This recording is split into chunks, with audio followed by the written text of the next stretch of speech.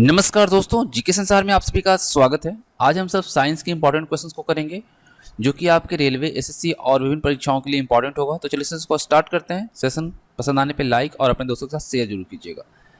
First question देखते हैं। First question कहता है कि अम्ल वह पदार्थ है जो, और इसके लिए आपके पास चार ऑप्शन हैं। ऑप्शन ए कहता है इलेक्ट्रॉन ग्रहण करता है, इलेक्ट्रॉन प्रदान करता है, प्रोटॉन देता है और OH- आयन देता है। तो यहाँ पे अम्ल वह पदार्थ है जो, कौन सा ऑप्शन सही होगा? तो देखिए यहाँ पे सही ऑप्शन जो होगा वो होगा ऑप्शन सी, प्रोटॉन देता है। देखिए ब्रॉन्स्टेड और लॉरी सिद्धांत के अनुसार अम्ल वे पदार्थ होते हैं जो किसी दूसरे पदार्थ को प्रोटॉन प्रदान करने की क्षमता रखते हैं। ठीक है, तो यहाँ पे ऑप्शन सी करेक्ट रहेगा। क्वेश्चन नंबर 2 देखिए। क्वेश्चन नंबर 2 क्या कह रहा है? क्षार वह पदार्थ है जो प्रोटॉन देता है, प्रोटॉन ग्रहण करता है, इलेक्ट्रॉन देता है या फिर इलेक्ट्रॉन युग्म ग्रहण करता है। तो क्षार कैसा पदार्थ है आपको बताना है। तो देखिए क्षार वह पदार्थ है जो प्रोटॉन ग्रहण करता है। अम्ल क्या करता है? प्रोटॉन प्रदान करता है, देता है, ठीक है, लेकिन क्षार वह पदार्थ होता है जो प्रोटॉन ग्रहण करता है। आर्हेनियस का आयनिक सिद्धांत जो है, इस सिद्धांत के अनुसार क्षार वे पदार्थ होते हैं जो जलीय घोल में हाइड्रोक्साइड आयन यानी कि OH देते हैं। ठीक है, और ब्रॉन्स्टेड लॉरी का सिद्धांत जो है, इस सिद्धांत के अनुसार क्षार वह पदार्थ है जो किसी दूसरे पदार्थ से प्रोटॉन ग्रहण करने की क्षमता रखता है। तो यहाँ पे क्या हो जाएगा? Option B. ठीक है, चलिए क्वेश्चन नंबर 3 करते हैं। क्वेश्चन नंबर 3 देखिए। क्वेश्चन नंबर 3 क्या कह रहा है? अम्ल व क्षार की अभिक्रिया के फलस्वरूप बने पदार्थ को क्या कहते हैं? अम्ल और क्षार की जो अभिक्रिया होती है उसके बाद जो बना हुआ पदार्थ होता है उसे क्या कहते हैं? अम्ल, लवण, एस्टर या अल्कोहल? तो ये क्या कहलाता है? लवण कहलाता है। ठीक है, देखिए लवण वैसे यौगिक हैं जो अम्ल में विद्यमान विस्थापनशील हाइड्रोजन परमाणु के धातु अथवा धातु सदृश आचरण करने वाले मूलक द्वारा पूर्ण या आंशिक रूप से विस्थापित होने पर बनते हैं। उसे हम क्या कहते हैं? लवण कहते हैं। प्रश्न संख्या 4 है, उदासीनीकरण क्रिया में क्या बनता है? उदासीनीकरण क्रिया में क्या बनता है? अम्ल बनता है, क्षार बनता है, लवण बनता है या लवण और जल बनता है? तो इसमें क्या बनता है? तो इसमें बनता है लवण व जल। देखिए जिन अभिक्रियाओं में अम्ल और क्षार क्रिया करके जल और लवण बनाते हैं उन क्रियाओं को रसायन विज्ञान में उदासीनीकरण अभिक्रिया कहा जाता है। जैसे कि मान लीजिए कि HCl है और NaOH है। ठीक है, जब ये दोनों अभिक्रिया करेंगे तो हमें क्या मिलेगा? NaCl + H2O। ठीक है, यहाँ पे ये क्या है? आपका अम्ल है, ये धातु है, ठीक है, धातु लवण है और यहाँ पे जल है आपको। ठीक है, तो ये आपका क्या हो जाएगा यहाँ पे आंसर? लवण व जल। अब देखिए प्रश्न संख्या 5 क्या कह रहा है? अम्ल व क्षार के परीक्षण के लिए किसका उपयोग किया जाता है? अम्ल और क्षार का परीक्षण यानी कि टेस्ट करने के लिए किसका उपयोग किया जाता है? लिटमस पत्र, कोबाल्ट पत्र, अमोनिया पत्र या उपरोक्त में से कोई नहीं? तो आपको पता है, आपने पढ़ा होगा कि हम अम्ल और क्षार को किससे पता करते हैं? लिटमस पेपर से करते हैं, है ना। लिटमस पेपर एक प्राकृतिक सूचक है, यह पानी में घुलनशील होता है और छनापत्र यानी फिल्टर पेपर को लिटमस पेपर द्वारा तैयार किया जाता है। ठीक है, याद रखिएगा। चलिए प्रश्न संख्या 6 देखते हैं। नीले लिटमस पत्र को लाल कर देता है। देखिए हम लोगों ने यहाँ पे देखा कि अम्ल और क्षार को परीक्षण करने यानी टेस्ट करने के लिए हम लिटमस पेपर का यूज करते हैं, लेकिन अगर नीले लिटमस पेपर पत्र को लाल कर दे तो क्या है? अम्ल है, क्षार है, लवण है या फिर सभी हैं? तो देखिए लिटमस पेपर जो है, ठीक है, अगर हम अम्ल के कुछ गुण को देखें, ठीक है, तो अम्ल का pH वैल्यू जो होता है वो आपका 7 से कम होता है। ठीक है, 7 से कम होता है। अम्ल जल से अभिक्रिया करके हाइड्रोजन आयन देता है और अम्ल जो होता है वो क्या करता है? नीले लिटमस को लाल कर देता है। तो यहाँ पे सही आंसर क्या रहेगा? आपका ऑप्शन ए। क्लियर?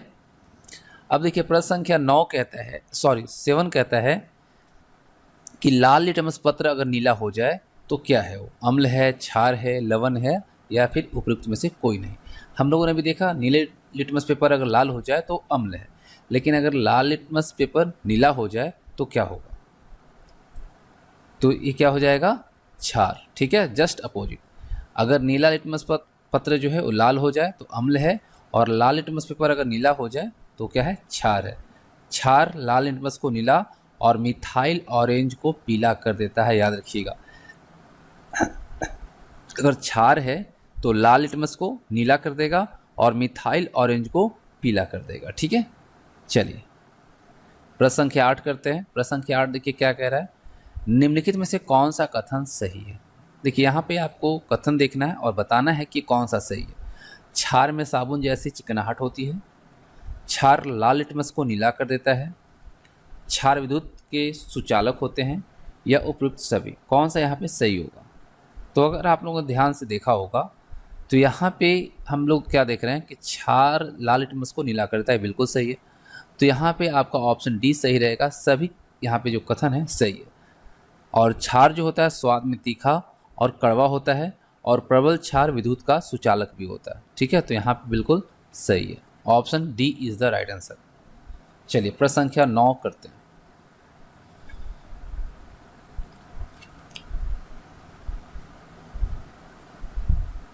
प्रश्न संख्या 9 करते हैं हम सब। 9 नंबर प्रश्न कहता है कि सभी अम्ल जल में घुलकर प्रदान करते हैं। सभी जो अम्ल हैं वो जल में घुलकर क्या प्रदान करते हैं? OH- ion, H+ ion, electron या न्यूट्रॉन। तो ये क्या करेंगे? देखिए आर्हेनियस, ठीक है, आर्हेनियस का आयनिक सिद्धांत जो है वो क्या कहता है? अम्ल वह पदार्थ है जो जल में घुलकर हाइड्रोजन आयन H+ देता है। तो यहाँ पे सही आंसर क्या रहेगा? आपका ऑप्शन बी सही रहेगा। कुछ और इम्पॉर्टेंट चीज़ को हम यहाँ पर डिस्कस कर लेते हैं। जब इलेक्ट्रॉन की बात आई है तो उसके बारे में थोड़ा हम सब जान लेते हैं। तो सबसे पहले तो हम बात करते हैं अगर परमाणु की, तो परमाणु 3 मौलिक कण इलेक्ट्रॉन, प्रोटॉन और न्यूट्रॉन से बना होता है। परमाणु के केंद्र में न्यूट्रॉन और प्रोटॉन होते हैं, जबकि इलेक्ट्रॉन जो होता है वो परमाणु कक्षाओं में घूमते हैं। परमाणु संख्या क्या होता है? इलेक्ट्रॉन या प्रोटॉन की संख्या को हम परमाणु संख्या कहते हैं, और परमाणु द्रव्यमान जो है प्रोटॉन और न्यूट्रॉन का द्रव्यमान। ठीक है, और प्रोटॉन जो है यानी कि परमाणु जो प्रोटॉन और इलेक्ट्रॉन की संख्या समान और आवेश जो होते हैं वो विपरीत होते हैं, जिसके कारण वह उदासीन होते हैं। ठीक है, अगर हम बात करते हैं इनके खोजकर्ताओं के बारे में, तो प्रोटॉन की खोजकर्ता जो है, यहाँ पे थोड़ा आपको ध्यान देना होगा। पहले हम बात करते हैं न्यूट्रॉन की। न्यूट्रॉन जो है इसके खोजकर्ता जो है वो जेम्स चैडविक हैं, और इसको खोजा था 1932 में। इसका द्रव्यमान होता है 1.675 × 10⁻⁻27। ठीक है, इसका न्यूट्रॉन का कितना होता है मैं यहाँ पे लिख दे रहा हूँ, 1.675 × 10⁻⁻27। वहीं आवेश पूछा जाए तो इसका आवेश जो होता है वो 0 होता है। ठीक है, इसको किसने खोजा था? जेम्स चैडविक ने 1932 में। वहीं अगर हम इलेक्ट्रॉन की बात करें तो इलेक्ट्रॉन की जो खोज है वो किसके द्वारा किया गया था? आप कमेंट करके बताएंगे। इलेक्ट्रॉन का खोज जो है ये थॉमसन के द्वारा किया गया था। ठीक है, थॉमसन के द्वारा किया गया था। कब किया गया था? तो ये किया गया था 1897 में। ठीक है, और अगर इसका हम द्रव्यमान की बात करें तो इसका द्रव्यमान होता है 9.109 × 10⁻⁻31। ठीक है, और इसका आवेश जो होता है वो होता है 1.6 × 10⁻⁻19। ठीक है, -1.6। ठीक है, इस चीज़ को आप नोट कर लेंगे। वहीं अगर हम फोटोन की बात करें, फोटोन का द्रव्यमान 0 होता है और आवेश भी 0 होता है, और इसको किसने खोजा था? आइंस्टीन ने खोजा था। और पॉजिट्रॉन की बात करें तो पॉजिट्रॉन की जो खोज है एंडरसन के द्वारा 1932 में किया गया था, और इसका जो द्रव्यमान होता है 9.108 × 10⁻⁻31 होता है, और इसका आवेश होता है +1.6 × 10⁻19। ठीक है, लेकिन अब हम बात करते हैं थोड़ा प्रोटॉन के बारे में। प्रोटॉन जो है इसको खोजा था किसने? 2 चीज़ें यहाँ पे आती हैं, एक तो गोल्डस्टीन जिन्होंने 1886 में, और दूसरा रदरफोर्ड जो कि 1919 में। तो दोनों चीज़ों के बारे में आपको बता दूं कि गोल्डस्टीन जो थे इन्होंने एनोड किरण प्रयोग में प्रोटॉन को H+ के रूप में देखा था। ठीक है, ये जो अपना एनोड किरण प्रयोग कर रहे थे उसमें इन्होंने प्रोटॉन को H+ के रूप में देखा था।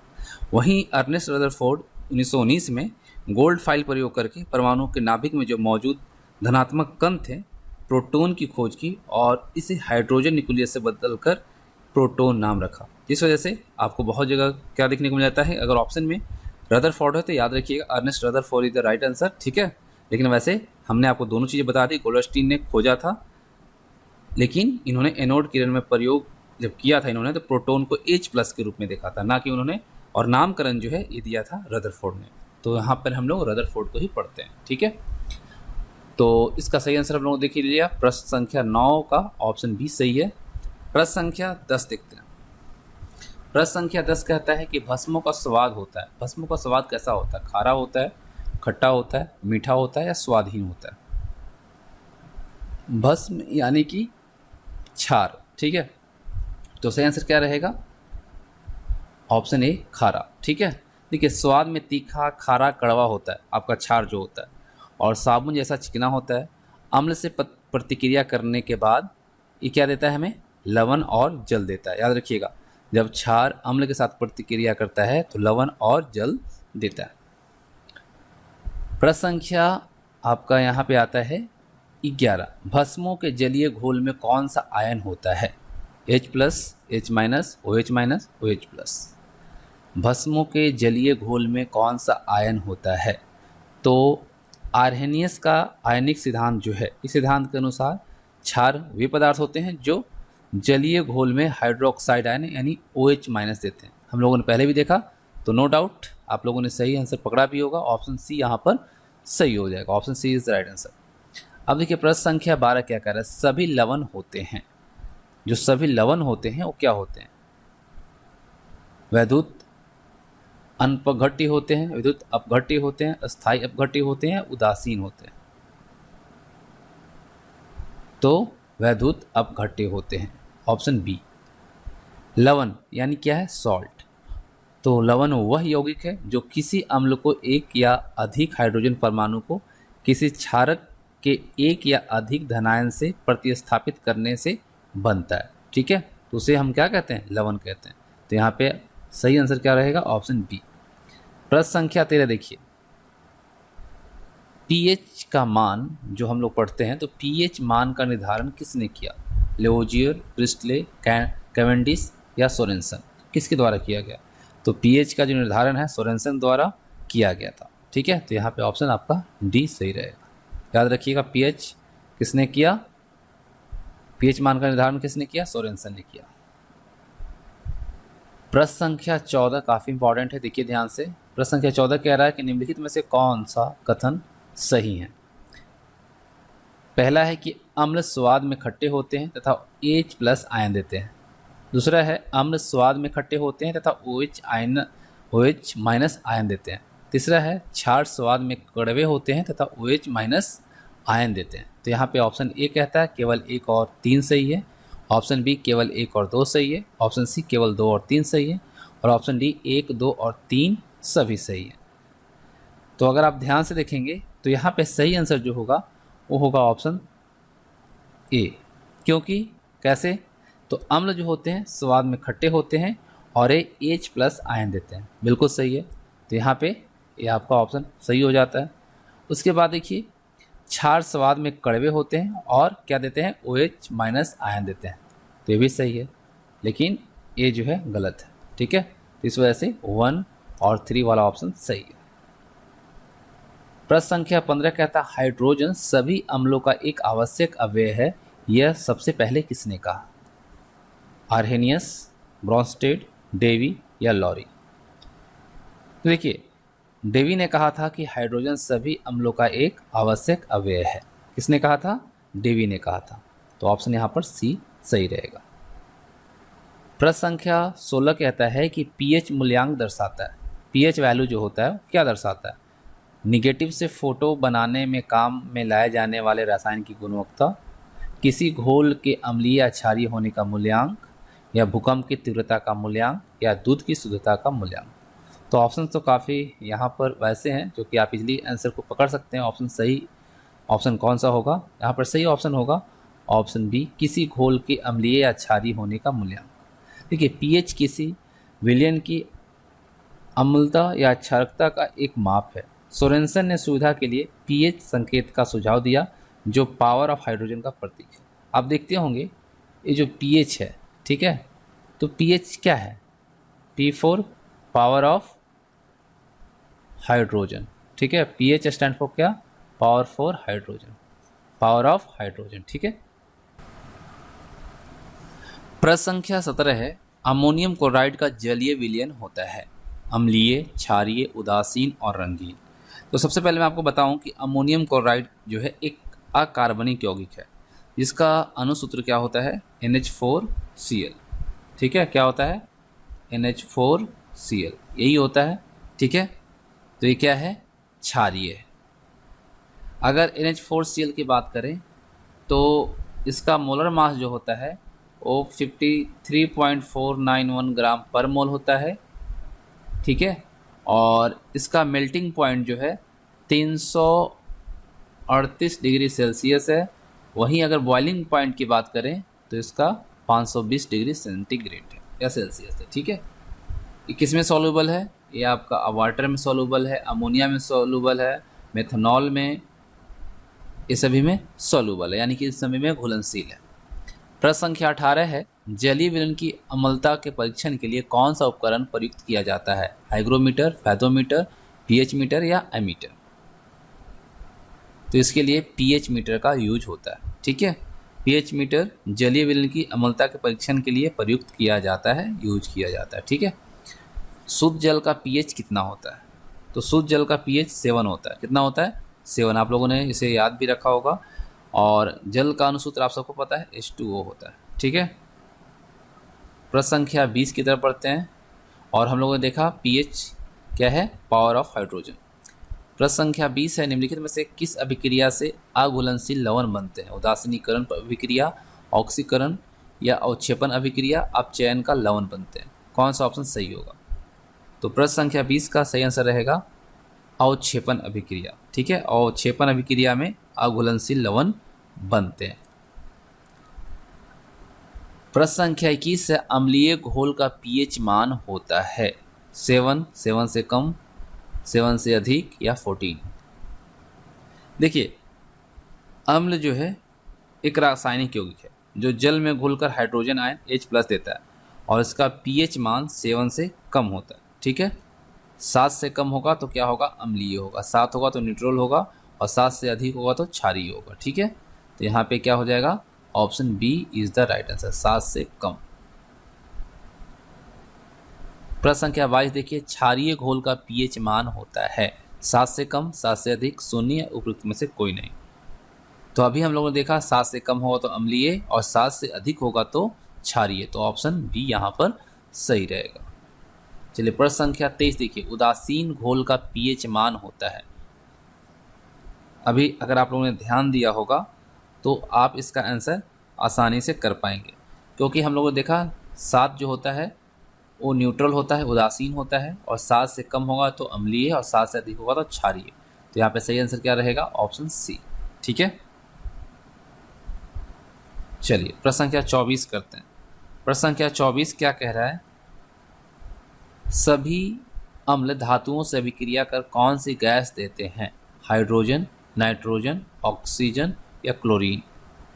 तो सभी जो अम्ल होते हैं वो धातुओं से जब अभिक्रिया करते हैं तो हाइड्रोजन गैस देते हैं, ठीक है। कौन सा गैस? हाइड्रोजन।